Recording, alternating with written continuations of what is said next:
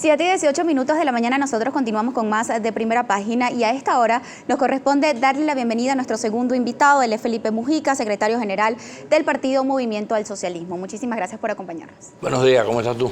Muchísimas gracias a usted por asistir totalmente en vivo aquí en Primera Página la mañana de hoy. Quisiera comenzar esta entrevista a propósito de las mesas de diálogo nacional, unos 6 acuerdos que fueron firmados aproximadamente hace un mes. Sin embargo, esta semana se instaló una mesa complementaria para la designación de nuevos miembros del Consejo Nacional Electoral. Quisiera preguntarle, ¿cómo va el adelanto de este nombramiento de la directiva del Consejo Nacional Electoral? Porque hemos visto declaraciones de algunos personeros del Ejecutivo Nacional que ha indicado que no es la renovación de todos los cargos, sino también algunos de los que están vencidos actualmente.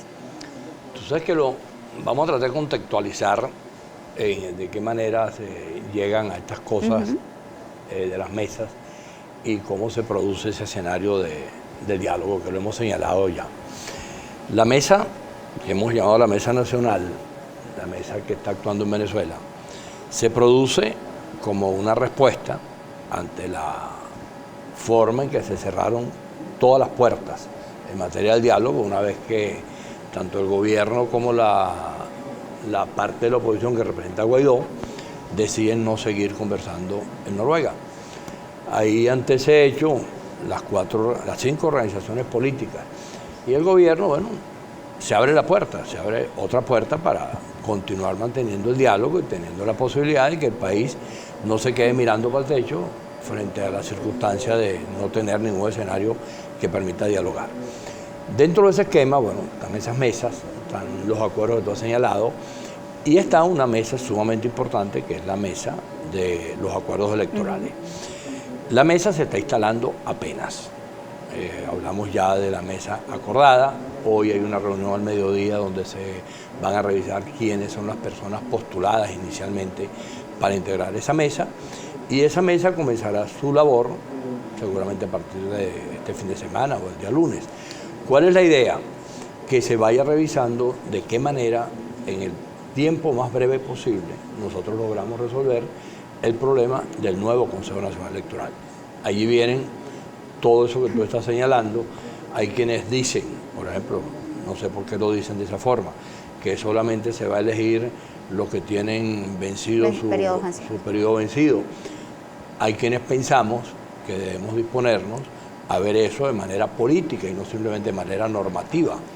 Ahora, en la instalación de esta mesa complementaria electoral para discutir la elección de nuevos miembros del CNE, no vimos representantes del Parlamento Nacional, señor Mujica, y en la Constitución destaca que es la Asamblea Nacional la que tiene las competencias para designar a los miembros del CNE. ¿Cómo va a ser esta situación? ¿Cómo va a ser este diálogo entre las personas que integran la mesa de diálogo nacional y, por supuesto, el Parlamento? Todavía no sabemos si va a haber parlamentarios o no, porque no se ha integrado. Entonces, pues, simplemente lo que hay hasta ahora es la proposición de que se va a integrar la mesa. ¿Qué sería lo deseable? Bueno, que el Parlamento, como una institución más del país, designara a alguna persona que se integrara a la mesa. Ellos hasta ahora han estado negados, sin embargo, acuérdate que en la mesa hay parlamentarios. Ahí está Timoteo Zambrano, está José Antonio España, etcétera, por nombrarte 2, que son miembros del Parlamento y que perfectamente pudieran estar en la mesa electoral, si ese fuese el caso. Y si no, simple y llanamente el Parlamento pudiera designar personas que participaran allí, porque la idea ¿cuál es? Que la mesa trate de determinar un acuerdo político. No es un problema de si yo aplico tal norma o cual norma, porque ¿qué es lo que ocurre? Si vemos la Constitución, el Parlamento es a quien le corresponde elegir el Consejo Nacional Electoral. Pero para eso el Parlamento tiene que funcionar como Parlamento, no puede funcionar simplemente como un escenario donde yo lo que voy es con un bate en la mano, que a mí me abatazo con el otro y tiene un bate en la mano también. Tú ves, por ejemplo, las agendas de las últimas 3 sesiones del Parlamento y ninguna de esas agendas es para tratar de buscar acuerdos, sino para seguir insistiendo en la controversia.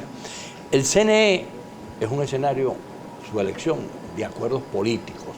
Y lo deseable sería que la Asamblea construyera los acuerdos políticos, pues a quien le corresponde. Esta mesa simplemente lo que va a ponderar son opiniones y va a proponer un camino y tendrá que ir eventualmente a la Asamblea, a discutir con la Asamblea qué pasa con eso. Hace algunos meses lo tuve a usted aquí en Primera Página y usted me cuestionaba que no fueron convocados todos los sectores del país a estas mesas de negociación en Oslo y que tenía el gobierno de Noruega como mediador. Ahora, ¿todos los sectores de Venezuela están ahora representados en esta mesa de diálogo nacional? Están convocados. El que quiera ir a esa mesa se incorpora. Recuerda el documento que se aprobó. El documento dice, esta es una mesa plural, esta es una mesa amplia. Nosotros invitamos, expresamente dicho en el documento, a todos los sectores, a todos los partidos políticos, a la sociedad civil, a que se incorporen.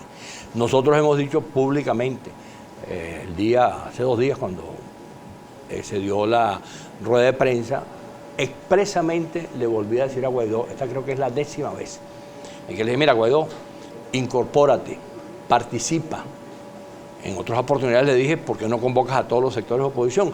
Ahora que estamos en la mesa, le acabamos de decir hace 2 días, mira Guaidó, tú y a quienes tú representas, incorpórate en la mesa, porque tú eres un factor de la política venezolana. ¿Por qué es que no te incorporas? ¿Por qué es que no participas y das tus opiniones? Allí no está cerrada la puerta para nadie. Todo el que quiera ir a dar opiniones en esa mesa tiene las puertas abiertas. ¿Sigue el movimiento del socialismo reconociendo a Juan Guaidó como un líder de oposición? Es que eso no es un problema de reconocimiento, no. Es un problema simplemente de hechos políticos. Nosotros somos políticos. Guaidó es un dirigente político y simplemente eso implica un reconocimiento.